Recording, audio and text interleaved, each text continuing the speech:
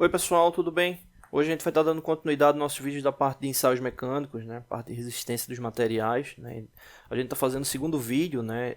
Justamente referente à série da parte de tração, né? Onde a gente está simulando justamente aqui o ensaio de tração realizado aqui nesse corpo de prova, né? No último vídeo a gente falou sobre as características do corpo de prova, né? E hoje a gente vai estar justamente seguindo para analisar o diagrama, né? Então, esse diagrama, né, ele está representando justamente a curva que esse elemento teve ao ser tracionado, né? Então, a gente observa, né, aqui as indicações do que ocorreu durante esse ensaio, né? A gente tem essa primeira faixa aqui, essa primeira linha aqui, que marca justamente a fase elástica, né, do material, né? Então, ele representa justamente a fase elástica, ou seja, representa a fase que onde o material tiver deformação, né, essa deformação, ao deixar de ter a tensão, ela volta ao seu estado residual, né, ou seja, não fica uma deformação permanente, né.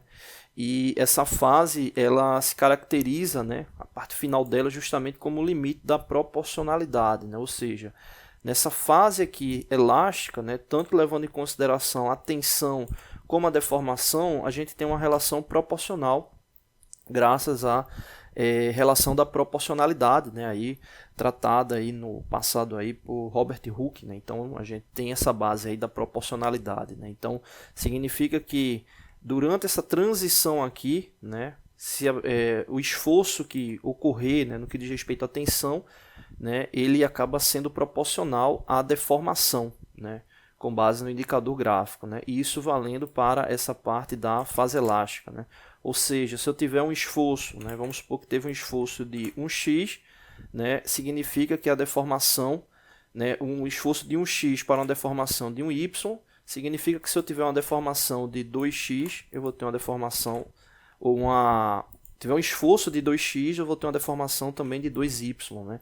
Isso aí é equivalente aí à fase elástica. Né? Então a gente tem essa relação proporcional. Né?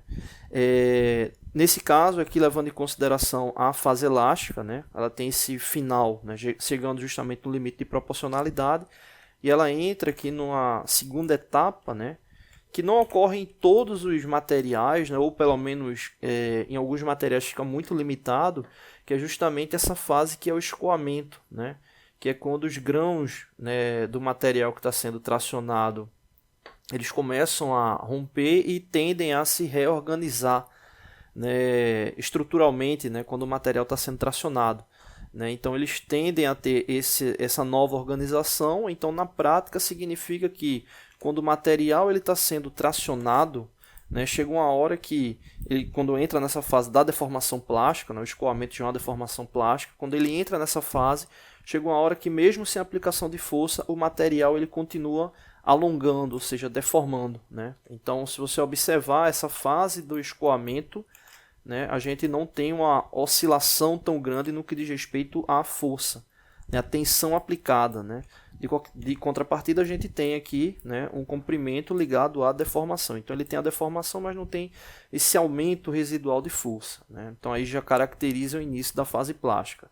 Né. Aqui na sequência, a gente tem no diagrama, né, uma fase que acontece justamente nos materiais, que é o encruamento. Né.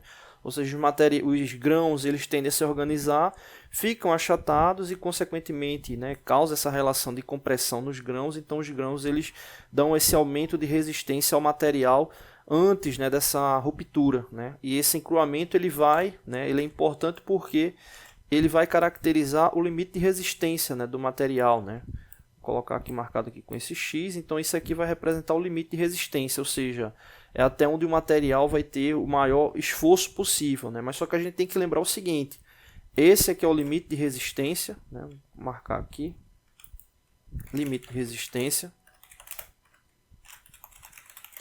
é o limite de resistência, só que aqui, com a tensão que ele está sofrendo, ele já está numa deformação plástica. Né? Então, para muitos projetos mecânicos, esse limite de resistência aqui, ele não vai ser tão usual, mesmo colocando o coeficiente de segurança. Né?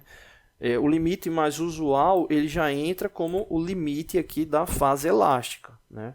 Porque aí a deformação que ele tiver, ele tende a voltar à condição inicial. Né? Então, É importante entender que esse limite de resistência ele faz parte do composto, né, mas muitos projetos não é utilizado. Né? Exemplo, materiais que vão passar por embutimento, né, ou seja, precisa de deformação plástica.